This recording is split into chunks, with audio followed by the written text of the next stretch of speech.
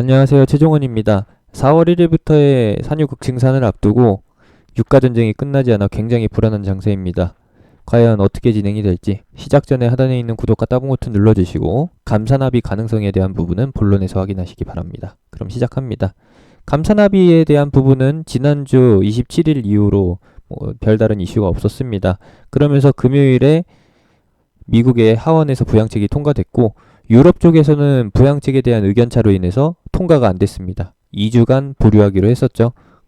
간략하게 요약을 해본다라고 하면은 부실 채권을 발행할 만한 국가는 다 연대 책임제로 본인들만 죽을 수 없는 쪽으로 방향을 잡았었고요. 그리고 비교적 건실한 국가들은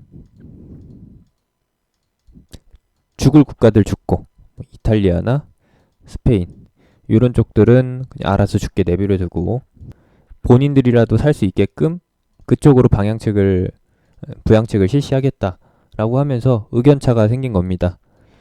유럽 연합이라고 해서 유럽 지역의 모든 국가들을 통합시켜 놨지만 그래도 부실 국가에 대한 책임을 나눠서 지기 싫다라는 것이죠.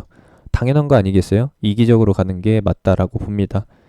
그래서 일단은 2주간 유럽 쪽 유로존의 불확실성은 지속이 될 거고요. 유로존 불확실성은 사실 유가만 회복되면 시간이 해결해 줄 문제라고 보는데 가장 큰 거는 유가 전쟁입니다. 가장 최근에 나왔던 이슈라고 하면은 요거를 보여드리고 싶은데요. 여기 있습니다. 27일 러시아 쪽의 국부펀드 직접 투자 펀드인 키릴 디미트리예프가 지금 현재 균열이 되어 있는 오펙의 공조. 오펙의 공조라고 하면은 감산 합의에 대해서 시사를 했다라는 것이죠. 근데 웃긴 거는 러시아는 산유국이긴 하지만 오펙 국가가 아닙니다. 이 말은 무엇이냐? 지금 여기서 시사했다라고 하는 오펙의 공조가 사실 감나라 배나라 하는 거죠. 자기네들은 오펙 국가도 아니고 오펙 국가들의 공조에 참여하지도 않을 건데 감나라 배나라 하는 거예요. 뭐 그래도 되죠. 같은 산유국이니까.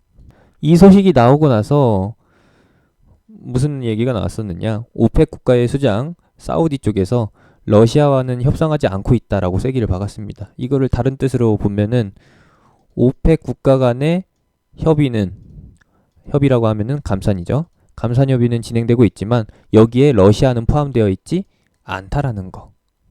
물론 이 안에 사우디가 포함되어 있을 수도 있고 포함되지 않았을 수도 있습니다. 그거는 제가 말씀드릴 수가 없는 부분이죠. 저도 알지 못하니까요. 그리고 현재 상황을 요약을 해본다라고 하면은 이거를 한번 다시 봐야겠죠? 사실 유가가 얼마까지 떨어진다 그거를 따져볼 필요 없이 유가가 떨어지기 시작하면은 합의가 불발돼서 유가 쇼크가 한 번 더 재차 진행된다라고 하면은 그냥 금융위기 터진다라고 보시면 되겠고 기존 사안은 2018년도 연말에 오펙 국가를 중심으로 해서 감산 합의에 진행됐던 게 작년 연말에 한 번 더 연장을 했습니다. 3개월 연장을 해서 한국 시간으로 3월 31일 여기에 끝난다라는 거예요. 미국은 현재 30일이고 30일에서 31일 넘어가는 과정이고 한국 같은 경우에는 이미 30일이 끝났죠. 한국 기준으로 봤을 때 오늘 저녁 그리고 내일 31일 4월 1일까지 해가지고 총 3일간 이제 이틀 반의 유예 기간이 남아 있는데 이 기간 안에 무언가가 나와줘야 된다라는 겁니다. 그러면은 기존 합의는 종료될 게 뻔한데 과연 어떻게 진행이 될 것이냐. 요거를 이제 요약을 해본다라는 겁니다. 간단해요. 감산합의, 기존 감산합의는 그대로 종료가 됩니다. 연장이 안 될 것이라고 보고 있고요. 기존 합의안이 마음에 안 들어서 지금 사우디가 한 번 더 삐걱거리는 거니까 이 부분을 배제하고 보는 거고요. 그리고 우리가 볼 거는 4월 1일에 증산을 시작하는데 증산이 러시아나 아니면은 비오펙 국가로 중심들로 해가지고 진행이 되고 제가 보는 거는 새로운 감산 합의가 타결이 된다. 이 중심에 뭐 사우디와 미국이 있을 수도 있고 그리고 여기에 플러스로 비오펙 국가 중에 미국한테 약점 잡혀 있는 국가들 이쪽으로 해서 가능성이 좀 높아지고 있다라는 것이죠. 만약에 폼페이오까지 나선 상황에서 사우디 쪽이 계속 부정적인 태도를 유지하고 트럼프 재선에 방해될 만한 선택지를 꺼내든다라고 하면은, 쉽게 말해서 미국한테 대든다라고 하면은 분명히 트럼프 쪽에서 엄청난 강경책을 썼을 거라는 겁니다. 힘으로 반강제로 합의를 유도해낸다는 것이죠. 근데 이런 방법 없었던 트럼프의 태도를 봤을 때에는 지금 현재 새로운 감산 합의가 진행되고 있다라고 추정을 해볼 수가 있는 것이고, 이 관점에서 봤을 때 분명히 오류가 있어요. 무슨 오류냐? 아니, 지난주 금요일 날 하고 오늘 해서 유가가 지금 폭락이 나온 상태인데 그게 말이 되냐? 그런 소식이 있었으면 유가가 바로 반등하지 않았을 거냐? 라고 하실 수 있습니다. 요약을 해드리면은, 물론 그 관점도 맞아요. 왜냐면은 감산 새 합의는 서프라이즈예요. 깜짝 소식인 거죠. 그래서 숨겨놓고 있다라는 겁니다. 이 구간에서 물론 손실을 보긴 하겠지만 하루 이틀 미뤄서 발표한다라고 해가지고 크게 차이는 없다라는 겁니다. 왜? 대규모 부양책 써가지고 CP 매입해서 금융위기까지 가는 거, 그리고 뭐예요?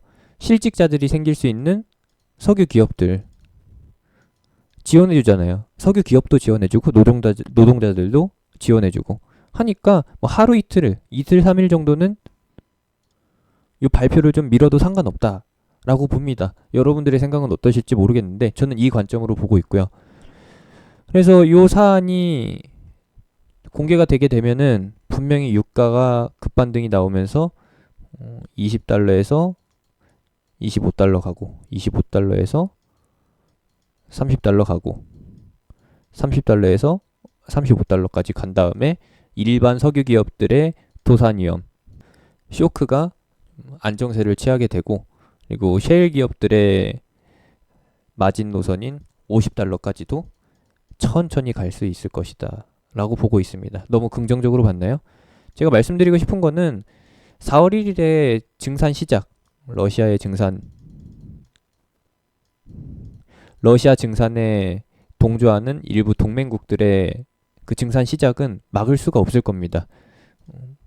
운이 좋게 협상이 돼가지고 감산 합의가 타결이 된다라고 하면은 그것보다 더 좋은 건 없겠지만 너무 낮은 가능성이기 때문에 그 부분은 배제하고요. 러시아 증산은 피할 수가 없겠지만 사우디와 미국을 중심으로 한 새로운 합의는 31일에서 4월 1일 사이에 진행이 된다. 아니죠. 30일이죠.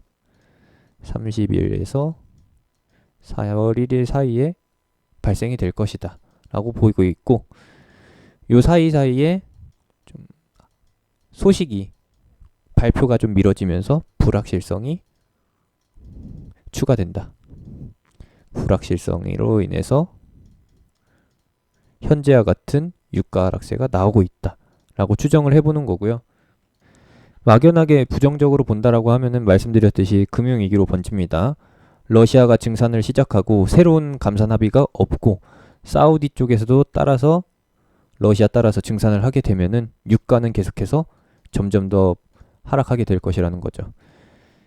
22달러였을 때, 아니죠. 22달러를 기준으로 보면 안 되겠죠. 30달러를 기준으로 봐야겠죠. 30달러를 기준으로 해서 봤었을 때 20%가량 증산을 한다라고 했었습니다. 생산량을 20% 늘린다라는 것이죠. 그러면은 이 기준에서 20% 따지면은 24달러 선인데, 과연 그렇게 이렇게 계산적으로 따박따박 반영을 시킬까요? 아니라는 거죠. 증산 전후의 기준 가격이 제가 말씀드린 대로 30달러가 아니라 20달러라고 한다면은 이번에 증산을 시작했을 때 쇼크가 발생되면서 유가가 15달러 전후로 왔다 갔다 할 수 있다. 요거는 최악의 시나리오인 거고, 여기까지 가게 되면은 미증시 쇼크가 이 정도까지 나오겠죠. 이러한 장대 음봉이 나오게 되면서 나스닥 기준으로 7,000포인트 깨가지고 더 하락한다. 여기까지는 상상하기가 싫네요. 이번 영상에서는 긍정적인 부분 그리고 가능성에 대해서 말씀드리고 싶었던 부분이라 여기까지만 말씀드리도록 하겠습니다. 최악의 상황으로 갈 수 있는 거는 그냥 간단하게 보세요. 한국 증시가 얼마만큼 하락한다? 얼마만큼 하락하긴요. 코스닥 기준으로 400포인트 깨고요. 그리고 코스피 기준으로 해서 1400포인트 그냥 깨고 1200포인트까지 가죠. 사실 1200포인트라고 말씀드리는 것도 기준이 없습니다. 1200포인트 깨고서 더 내려갈 수도 있으니까요. 이렇게 터지게 되면은 2008년보다 더 안 좋은 상황으로 가기 때문에 1000포인트는 물론이고 2008년에 보여줬었던 800포인트도 가능성은 있다라고 봅니다. 터무니없는 얘기 해드려서 좀 죄송하긴 한데요. 그냥 참고사항으로 들어주시고요. 여기서 기적적으로 제가 말씀드린 대로 새 감산합의가 도출이 되고 발표가 되고 4월 1일에 새 감산합의가 시작이 된다라고 하면은 그럼 어떻게 되나요? 당연히 증시가 회복하겠죠. 증시가 회복하는 과정에서 여러분들이 좋아하시는 삼성전자는 물론이고 금융위기로 번질 수 있던 부분이 해결이 되면서 증권사들이 가지고 있는 부실 기업체, RP들에 대한 안정세도 다시 돌아온다라는 겁니다. 그러면서 증권사들의 주가도 회복을 해야겠죠. 대표적인 1등 증권사 키움증권이 그 대표가 되겠고 지금 현재 수준이 1700포인트 기준으로 해서 65,000원인데 8만원대가 2200포인트 위 수준이란 말이에요. 만약에 2000포인트까지 간다라고 하면은 증시가 2000포인트까지 간다라고 하면은 7000원위까지 돌파하는 이동평균선 기준으로 중기이동평균선이네요. 대부분의 종목들이 중기이동평균선 기준으로 해서 장기이동평균선 기준으로 해서 저항대가 형성되어 있는데 사건이 해결되면은 1차적으로 장기이동평균선에 한번 부딪히고 그 다음에 종목별 성향에 따라서 추가 슈팅이 바로 나오거나 아니면은 좀 시간을 뒀다가 그 다음에 슈팅하는 이러한 흐름 예상해 보시면 되겠습니다. 안 좋은 상황에서 우리가 어떻게 해야 될지는 분명히 답을 알고 계실 거고요. 그리고 이 사건이 해결되더라도 항공사 같은 경우에는 그리고 건설사나 해운 쪽은 한동안 좀 타격이 클 것이기 때문에 업황이 좋아진다라는 보장이 없기 때문에 기술적 반등이 나오고서 추가 반등이 나오더라도 박스권을 탈피하지 못할 것이다 라고 봐주시면 되겠습니다. 아시아나항공을 기준으로 볼까요? 여기겠네요. 이런 식으로 가면은 좀 너무 부정적이죠?